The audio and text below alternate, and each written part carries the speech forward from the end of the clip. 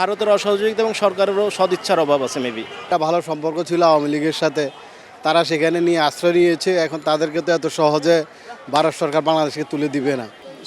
সরকার যদি ভালো চায় আইনা সাজা দিব বা যে কোনো সমস্যা সমাধান করতে হইব। যদি আপনি বলেন যে শেখ হাসিনা আসবো না, তাহলে যেটা শেখ হাসিনা না আসলে শেখ হাসিনা তো এভাবে থাকবো আর বাংলাদেশে এই গণ্ডগোলে শুরু থাকবে।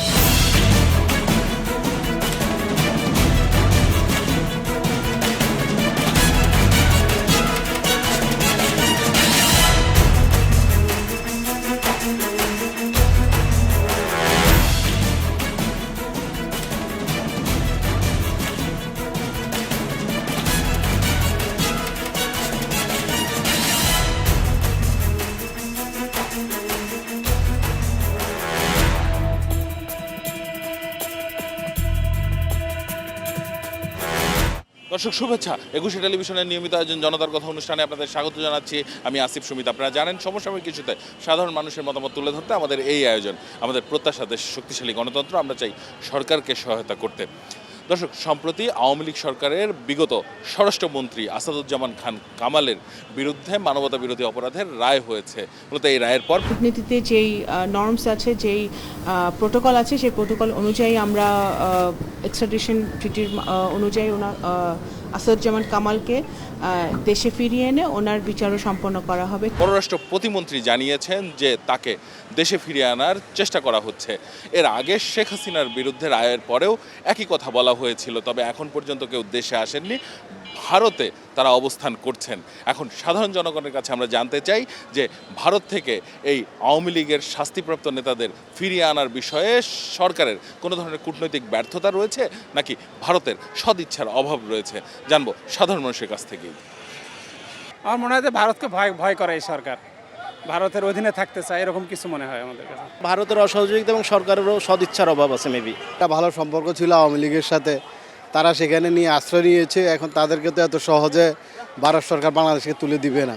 সরকার যদি ভালো চায় আইনা সাজা দিব বা যে কোনো সমস্যা সমাধান করতে হইব। যদি আপনি বলেন যে শেখ হাসিনা আসবো না, তাহলে যেটা শেখ হাসিনা না আসলে শেখ হাসিনা তো এভাবে থাকবো আর বাংলাদেশে এই গণ্ডগোলে শুরু থাকবে। অতীতে যে সাপোর্ট ফ্যাসিস্ট গভর্নমেন্টের কাছ থেকে নিয়েছে সেটা চিন্তা করে আসলে ভারত তাদেরকে সাপোর্ট দিচ্ছে। আর কূটনৈতিক ব্যর্থতা এই কারণেই যে সরকারের সদিচ্ছার ব্যর্থতা। এটা কূটনৈতিক ব্যর্থতা, কেন আনতে পারতেছে না? অনেক দিন হয়ে গেল গা, খালি আসবে। আবার শেখ হাসিনা নিজে বলছে যে ডিসেম্বরে নাকি আসবে। ভারত যদি ইচ্ছা করে সে দিতে পারে, না ইচ্ছা না থাকলে সে নাও দিতে পারে। এটা সরকার তো চেষ্টা করতেছে দেওয়ার ফেরত আনার জন্য, যদি আনে আলহামদুলিল্লাহ ভালো। উপরের দিকে কোনো সমস্যা থাকতে পারে যে ওরা অন্য কিছুতে প্রবলেম হয় কিনা, এগুলি সব কিছু বিবেচনা করে আর কি সরকারও সব কিছু ঠিকঠাক মতো চালাইতে চাইতেছে আর কি, যে ওদিকে ঠিক থাকুক এদিকেও ঠিক থাকুক। এই সরকার কি করে তাদেরকে আনা লাগবে সেটার জন্য যথাযথ ব্যবস্থা তাদের হাতে রয়েছে।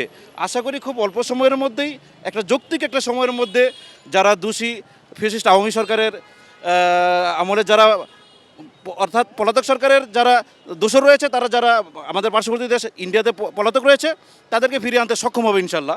সরকারের অবশ্যই কূটনৈতিক এখানে ব্যর্থতা আছে।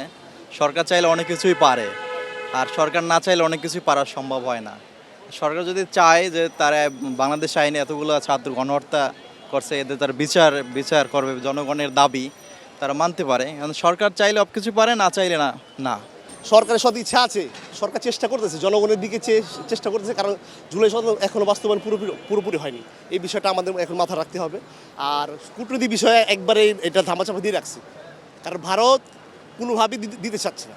আর হাসিনা তো সবাইকে বলেছিল যে ভারত যা দিয়েছে আজকে মনে রাখবে, এখন ভারত সেটা বজায় রাখবে। তো ভারতে যারা আছে তারা আসলে তাদেরকে আনার ব্যাপারে যথেষ্ট পরিমাণে চেষ্টা হয়তো বা করতেছে। তো হয়তো এটা আইনি একটা প্রক্রিয়া থাকতে পারে, এই আইনি প্রক্রিয়া শেষ হলে হয়তো বা আসতে পারবে বা আনা। ধন্যবাদ আপনাকে। দর্শক, আপনারা শুনছিলেন সাধারণ মানুষের প্রতিক্রিয়া।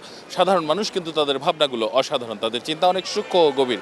দর্শক, জনতার কথা দেখতে প্রতি শনি, রবি, মঙ্গল এবং বুধবার চোখ রাখুন ২১শে টেলিভিশনের সঙ্গে থাকবো আমি আসিফ সুমিত।